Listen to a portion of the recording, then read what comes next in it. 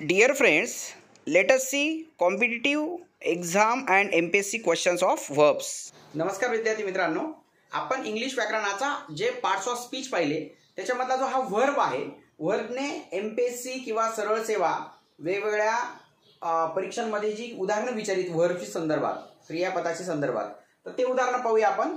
तर बघा पहिलं, when the bus dash dash Delhi he decided to travel to Agra. जेव्हा बस दिल्लीला पोहोचली त्याने आग्र्याला प्रवास करून जायचं ठरवलं. म्हणजे जेव्हा बस दिल्लीला पोहोचली म्हणजे इथं काय आलं, रीच्ड. काय शब्द येईल याच्यामध्ये, रीच, REACHED. जेव्हा बस, बघा इकडे लक्षात, इकडे रीच्ड असेल, इकडे भूतकाळ असेल, इकडे डिसाइडेड भूतकाळ असेल, इकडे सुद्धा भूतकाळच घ्यायचं. म्हणजे काय आलं, when the bus reached Delhi he decided to travel to Agra. इकडे भूतकाळ येते, तिकडे काय पाहिजे, भूतकाळच पाहिजे. आणि व्हेनच्या वाक्यामध्ये इकडे भूतकाळ असेल, इकडे भूतकाळच पाहिजे. त्याच्यानंतर हे फार महत्वाचं बघा, the mother along with her daughter, तिच्या मुलीसोबत. म्हणजे मदर आणि तिची मुलगी, आपल्याला काय वाटतं, हे दोन जण आहेत असं वाटतं. आणि नेमकं इथं आपण अनेक वचनी करून टाकतो. अनेक वचनीला काय असतं, एकतर हॅव असतं, किंवा फक्त प्ले असतं, किंवा प्लेड असतं. काय काय असतं, प्ले. आता समजा प्ले असेल तर प्ले असेल, किंवा प्लेड असेल, एक वचनी अनेक वचनीला चालतं. आणि किंवा हॅव प्लेड चालतं. काय चालतं, हॅव प्लेड. पण ही एकच वस्तू आहे, सॉरी, ही एक वस्तू नाही, एकच जण आहे. अलॉंग विथ हर डॉटर म्हटलं की एक जण म्हणायचं. ॲज वेल ॲज म्हटलं, मधु ॲज वेल ॲज सीता असं म्हटलं तर एकच जण समजायचं. पण मधु अँड सीता म्हटलं तर तिथे दोन जण समजायचे. ओके, मग आता इथं एकच जण आहे. मग आता वाक्याचा अर्थ पहिल्यांदा पाहूया आपण. The mother along with her daughter, आई तिच्या मुलीसोबत, डॅश टेनिस ऑन संडेज, संडेला म्हणजे रविवारी टेनिस खेळते. आई तिच्या मुलीसोबत रविवारी टेनिस खेळते. म्हणजे दररोज, म्हणजे कायम होणाऱ्या ज्या घटना असतात या साध्या वर्तमान काळात होतात. आणि साध्या वर्तमान काळामध्ये मग आता हॅव प्ले, हॅवच्या नंतर तिसरं रूप असतं, हे चालणार नाही. आता प्लेड हे चालणार नाही. त्याच्यानंतर हॅज प्लेड हे सुद्धा चालणार नाही. म्हणजे काय उत्तर आलं, प्ले झालं. प्लेज का आलं, कारण हे काय, एक वचनी आहे. काय, एक वचनी आहे. प्ले तर खेळतो, हे प्ले क्रियापद येणार आहे, पण एक वचनी असल्यामुळे प्ले झालं. अनेक वचनी जर राहिलं असतं, मदर अँड हर डॉटर असं आलं असतं तर मग काय आलं असतं, प्ले आलं असतं. फक्त काय आलं असतं, प्ले.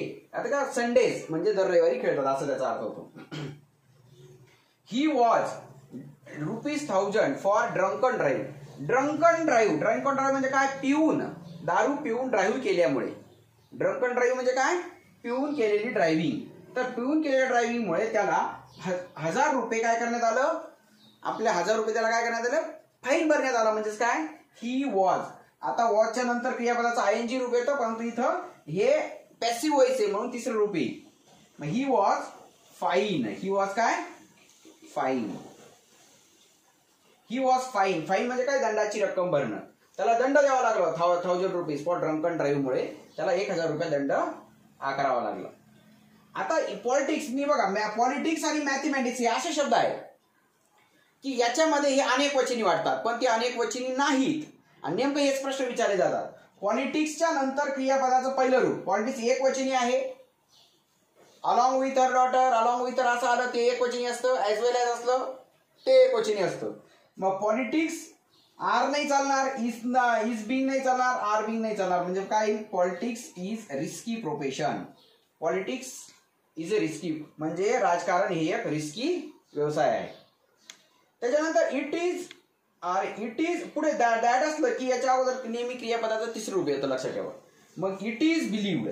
आता बिलीव्ह तर येणार आहे, मग it is believe that Lee Harvey Oswald may not have acted alone in the assassination of John Kennedy.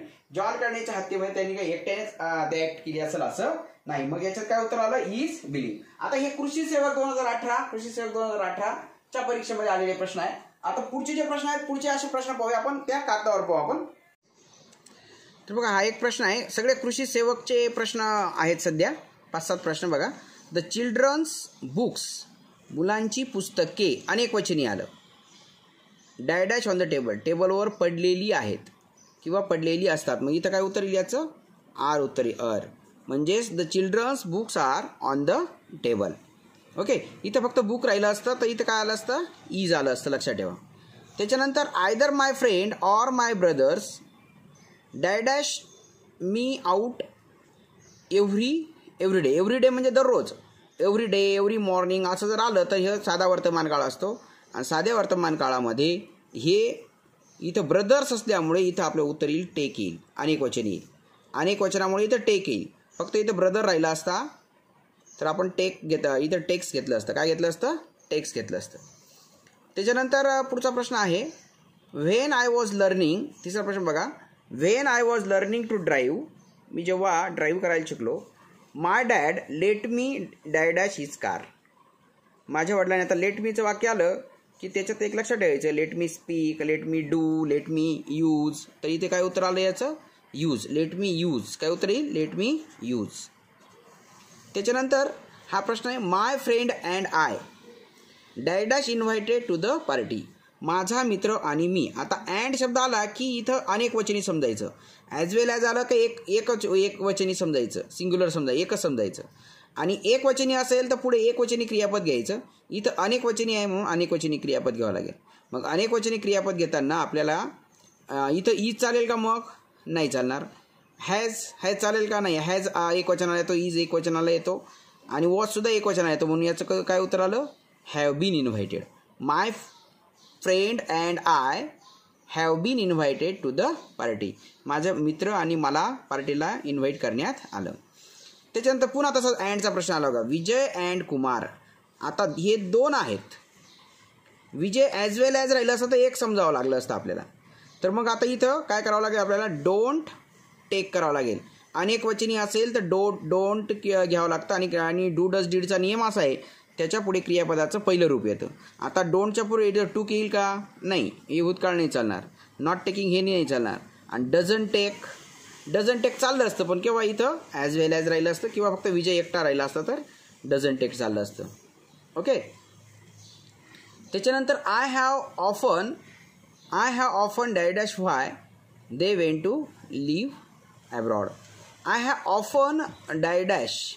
मला नेहमीच असं हे वाटतं की why they went to live abroad, ते परदेशात राहायला का गेले.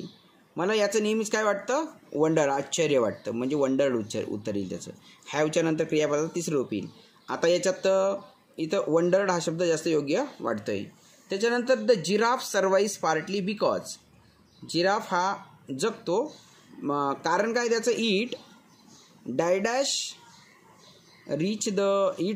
The vegetation in the high branches of trees. कारण ते झाडाच्या उंच फांद्यापर्यंत पोहोचू शकतो. Where other animals have not reach. ते इतर प्राणी तिथे चरू शकत नाही. मग इथे कॅन रीच उत्तर येईल याचं. काय उत्तर येईल, कॅन रीच. आणि हा प्रश्न तर आवडीचाच आहे. बघा, महाबीजला विचारलेला प्रश्न आहे ज्युनियर क्लर्कच्या परीक्षेत 2018ला. There dash 7 days in a week. आठवड्यात किती दिवस असतात. There are 7 days in a week. आठवड्यात 7 दिवस असतात. बघा, महाबीजच्या परीक्षेतला हा प्रश्न आहे 2018चा. The report of an earthquake. अर्थक्वेकचा जो रिपोर्ट आहे, nearby dash the villager. Distressed म्हणजे फार त्रास झाला, त्या विलेजर्सला फार त्रास झाला, तर डिस्ट्रेस्ड असं उत्तर दिले त्याचं. त्याच्यानंतर we hope that the sunny weather last over the week. आम्हाला अशी आशा आहे की ते सनी वेदर एक आठवड्यापर्यंत टिकू शकतं. म्हणजे साध्या वर्तमान काळात, म्हणून यस लास्ट असं ही उत्तर येईल याचं. त्याच्यानंतर द टीव्हीचा जो प्रोग्राम असतो, dash me from my work. माझ्या कामापासून मला काय करतो, तो विचलित करतो, म्हणजे डिस्ट्रॅक्ट करतो. काय करतो, डिस्ट्रॅक्ट करतो. म्हणजे टी व्ही प्रोग्राम एकच आहे म्हणून याला यस प्रत्यय लागलेला आहे. टी व्ही प्रोग्राम्स राहिले असतं तर मग इथे डिस्ट्रॅक्ट शब्द आला असता, लक्षात ठेवा. त्याच्यानंतर last week Jenny dash most of her holidays on the beach. जेनीने मागच्या आठवड्यात तिच्या सुट्ट्या जवळपास बरेच बीचवर घातल्या, आता खर्च केल्या, असं त्याचा अर्थ होतो. पण इथं लास्ट वीक असल्यामुळे इथं काय शब्द येईल, स्पेंट शब्द येईल. काय शब्द येईल, स्पेंट, खर्च केल्या. जर इथं फक्त लास्ट वीक शब्द राहिला नसता तर Jenny spends most of her holidays on beach. सगळ्या सुट्ट्या ती याच्यावर खर्च करते असं त्याचं उत्तर आलं असतं. पण लास्ट म्हणजे भूतकाळातली गोष्ट, मग इथं साधा भूतकाळ येईल याच्यामध्ये. त्याच्यानंतर आय वॉन्टेड टू डॅश. आता टू जर आलं तर टूच्या नंतर क्रियापदाचं नेहमी पहिलं रूप असतं, लक्षात ठेवा. मग टूच्या नंतर काय येईल? मीट येईल. I wanted to meet to actor but my car broke down. मग त्या ॲक्टरला भेटायचं पण माझी कार ब्रोक डाऊन झाली. पुन्हा तेच प्रश्न आला, the report of an page. याचं स्ट्रेस फार त्रास होईल. A committee was appointed to. बघा, हा अन्न पुरवठा निरीक्षक मधला प्रश्न आहे. हे सगळे प्रश्न परीक्षेमध्ये विचारले आहेत बरं का. महाबीज, अन्न पुरवठा निरीक्षक, फूड इन्स्पेक्टर 2018च्या परीक्षेत विचारलेला प्रश्न आहे. आता इथं सुद्धा टू आलेला आहे. मग टू नंतर क्रियापदाचं पहिलं रूप येतं. मग इन्व्हेस्टिगेटिंग नाही चालणार, बी गेटिंग नाही चालणार, इन्व्हेस्टिगेट शब्द चालेल. इन्व्हेस्टिगेट तपासणी, the murder of the infamous politician. त्याच्यानंतर द कोर्स. आता बघा, द कोर्स इथं एकच आहे, मग पुढे एकवचनी क्रियापद येईल आणि एकवचनी वर्तमान काळी काय येईल? ऑफर्स येईल. काय येईल? ऑफर्स. इथं कोर्सेस राहिलं असतं तर मग ऑफर आलं असतं, लक्षात ठेवा. कोर्सेस असा शब्द राहिला असता ना, कोर्सेस, मग इथं काय आलं असतं? ऑफर असं आलं असतं, ऑफर. पण फक्त कोर्स आहे म्हणून एकवचनी आहे म्हणून इथं ऑफर्स असा शब्द येईल, म्हणजे साधा वर्तमान. एकवचनी क्रियापदाच्या नंतर इज किंवा यस लागलेलं क्रियापद किंवा हॅज नंतर क्रियापदा तिसरं रूप असं येतं, हे लक्षात ठेवा. बघा, फूड इन्स्पेक्टरच्या परीक्षेत 2018ला विचारलेला हा प्रश्न आहे. यू लुक व्हेरी पेल. तू फार निस्तेज दिसतोस. आर यूच्या नंतर एक तर क्रियापदात तिसरं रूप पाहिजे. तिसरं रूप आहे का एखादं? नाही. मग आर यू इल. तू आजारी आहे का? आर यू इल. तू आजारी आहे का? त्याच्यानंतर I have to work hard. मला खूप कठोर काम केलं पाहिजे. I must pass this exam. आता मस्ट जे आहे, I must pass this exam, modal auxiliary आपण घेतलेलं आहे, तिथं पहा. Instead of coffee. कॉफीच्या ऐवजी शी डॅश. आता सीच्या नंतर क्रियापदाचं पहिलं रूप येतं. Okay, see. मग काय येईल इथं? ड्रिंक्स येईल. She drinks. आता ही सी नंतर क्रियापदाला यस प्रत्यय लागतो, लक्षात ठेवा. काय काय? ही, शी किंवा इट राहिलं क्रियापदाला यस लागतो, किंवा एखादं नाव जरी असलं तरीसुद्धा यस लागतो, लक्षात ठेवा. यस किंवा ही यस लागतो. आता the doctor and the nurse. The doctor and the nurse, दोघांना द लागलेला आहे बघा, म्हणजे हे दोघं वेगळे आहेत. डॉक्टर वेगळा आहे, नर्स वेगळा आहे. आणि इथं अँड शब्द आहे म्हणजे ही अनेकवचनी आलं, आणि अनेकवचनी आलं तर मग इथं काय येईल? वर्क येईल. वर्क्स येणार नाही. इथं जर असं राहिलं तर डॉक्टर अँड नर्स असं राहिलं असतं ना, ते दोघं एकच समजावे लागले असते आणि मग आपल्याला वर्क्स घ्यावं लागलं असतं. म्हणजे जो डॉक्टर येतोच नर्स आहे असं त्याचा गृहीत, असा त्याचा अर्थ होतो. दोघांना जर एकाला आर्टिकल लागले आणि दुसऱ्याला आर्टिकल लागलेलं नसेल तर, बरं का, अँड असताना देखील. त्याच्यानंतर किरण प्रॉमिस टू हेल्प मी. किरणने मला मदत करायचं ठरवलं. बट लॅटर ही, परंतु नंतर तो बॅक आऊट, म्हणजे तो बाहेर निघून गेला. Can I borrow your scissors. मला तुझी कात्री देते का किंवा देतो का?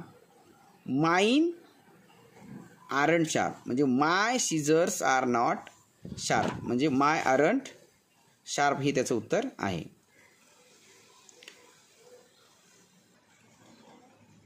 दे dash chase when I went to sleep. मी जेव्हा त्यांना पाहायला गेलो तेव्हा ते खेळत होते की नाही. दे, मग देच्या नंतर वॉज प्लेईंग येईल का? नाही चालणार. देच्या नंतर वॉज येत नाही, देच्या नंतर इज येत नाही, मग they were playing. They were playing. He dash the mobile he purchase. आता इकडे भूतकाळ आहे म्हणजे इकडे सुद्धा भूतकाळच येईल. ही रिटर्न असेल, मग रिटर्न. कृषी सेवकच्या परीक्षेत बघा आलेला प्रश्न आहे. He return the mobile he purchase online as it is damage. जरी जो तो डॅमेज असल्यामुळे त्याने ते वापस केलं. The cup and saucer. आता कप अँड द सॉसर राहिलं असतं तर वेगवेगळं राहिलं असतं बरं का. मी इथं हे अनेक वचनी घ्यावं लागलं असतं. पण द कप अँड सॉसर ही एकच आहे असं गृहीत धरायचं. कपबशी, एकच कपबशी, आणि याच्यानंतर इज येईल. काय येईल? एक वचनी येईल, म्हणजेच काय येईल? इज येईल. आणि the cup and the saucer असं राहिलं असतं तर मग काय आलं असतं? आर आलं असतं. म्हणजे दोन्ही वेगवेगळे आहेत असं गृहीत धरून फक्त आर आपल्याला घ्यावं लागलं असतं. My daughter Madhavi dash good memory. माझी मुलगी माधवीकडे चांगली मेमरी आहे. म्हणजे एखादी गोष्ट असणं त्यासाठी हॅज वापरला जातो. आता माधवी एकटी आहे म्हणून इथे आपल्याला काय घ्यावं लागेल? हॅज घ्यावं लागेल. काय घ्यावं लागेल? हॅज. त्याच्यानंतर 350 runs dash quite decent score. 350 सुद्धा खूप चांगलं उचित स्कोअर आहे. म्हणजे आहे म्हणजे एक वचन. इथं आपल्याला रन्स वाटतं म्हणून आर वाटतं, तर रन्स असले 350 रन जरी असेल तरी सुद्धा इथं काय घ्यायचं? इज घ्यायचं, लक्षात ठेवा. Which of the following alternative is not a type of regular वर. रेग्युलर वर म्हणजे काय, त्याची तिन्ही रूप वेगळे हे असतात. आता लुकचं तिसरं भूतकाळी रूप काय असतं, लुकड असतं, आणि तिसरं रूप सुद्धा लुकड असेल. स्टडीचं STIDIED असेल आणि तिसरं रूप सुद्धा हेच ईडीच असेल. बिगिनचं मात्र बिगॅन असेल दुसरं, आणि तिसरं रूप असेल बिगन. Begin, begin, begun. आणि ट्रॅव्हलचं ट्रॅव्हल्ड आणि तिसरं रूप ट्रॅव्हल. म्हणजे हे वेगळं आहे म्हणून हे काय आलं, हे रेग्युलर वर नाही. त्याच्यानंतर आय एम हिअर सिन्स 1951. आता मी 1951 पासून इथं आहे, तर आय एम नाही चालणार, इथं आय हॅड बीन किंवा आय हॅव बीन. मी येथे 1951 पासून राहत आलेलो आहे. I have been, has been हा तिथं याच्यामध्ये असतो, त्याच्यामुळे हे आय हॅम चुकलेलं आहे, म्हणजे हे उत्तर येईल. त्याच्यानंतर मेनी ट्रीज, याच्यामध्ये काय विचारले, कंटेन ट्रान्झिटिव्ह वर्ब. आता हे सगळे प्रश्न परीक्षेला आलेले आहेत बघा. STI 2017ला आलेला होता हा, ASOच्या 2017ला आलेला प्रश्न MPSCने विचारलेला आहे. Many trees fall in the, बघा ट्रान्झिटिव्ह म्हणजे याच्यामध्ये कर्म असतं, ऑब्जेक्ट असतं. आता फॉलिंगची क्रिया कशावर होते, ट्रीजवरच होते, म्हणजे याच्यामध्ये कर्म नाही. वुडमॅन फेल ट्रीज, आता फेल पाडतोय कोणाची, कशावर पाडतोय, ट्रीज, म्हणजे फेलिंगची क्रिया ट्रीजवर होते. Rise early with the lark, रायझिंगची क्रिया कोणावर होते, लार्कवरच होते. म्हणजे हेच, म्हणजे याच्यामध्ये हे काय आलं, ऑब्जेक्ट आलं, इथं कर्म आलं. मग ज्याच्यामध्ये कर्म असतं त्याला ट्रान्झिटिव्ह म्हणायचं. म्हणजेच हे याच्यामध्ये काय उत्तर आलं याचं, ओनली बी. ASOच्या 2017मध्ये विचारलेला प्रश्न आहे. त्याच्यानंतर बार्ली, व्हीट अँड राईस. आता हे अनेक वचनी झाले, आणि अनेक वचनी झालं तर मग इथं काय घ्यायचं, इज घ्यायचं का आर घ्यायचं. एकच राहिलं असतं तर इज घेतलं असतं. व्हीट ॲज वेल ॲज राईस असलं तर इज घेतलं असतं. 20 माइल्स, आपल्याला काय वाटतं, माइल्स 20 मैल अनेक वचनी वाटतं, आणि इथं आपण आर टाकतो, तर इथं आर नाही येणार. 20 miles is not a great distance, म्हणजे आर आणि इज याचं उत्तर येईल.